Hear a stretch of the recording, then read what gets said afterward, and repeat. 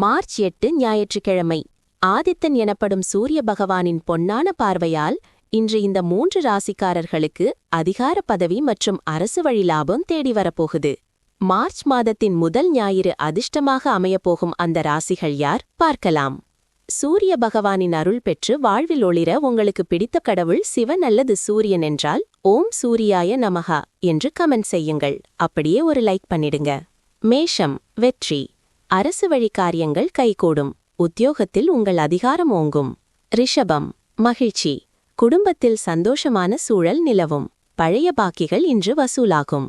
மிதுனம், நிதானம். இன்று எதிலும் அவசரம் வேண்டாம். பயணத்தின் போது கூடுதல் எச்சரிக்கை தேவை.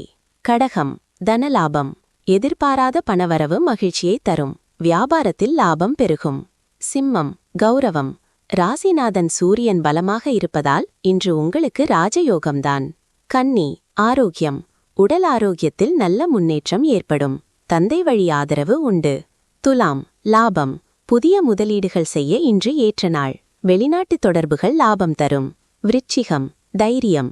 எதிர்ப்புகளை முறியடித்து வெற்றி காண்பீர்கள். தன்னம்பிக்கை உச்சத்தில் இருக்கும். தனசு, அமைதி. மனதில் இருந்த குழப்பங்கள் நீங்கி தெளிவு பிறக்கும். ஆன்மீக நாட்டம் கூடும். மகரம், பொறுமை. வேலை பளு சற்று கூடுதலாக இருக்கும்.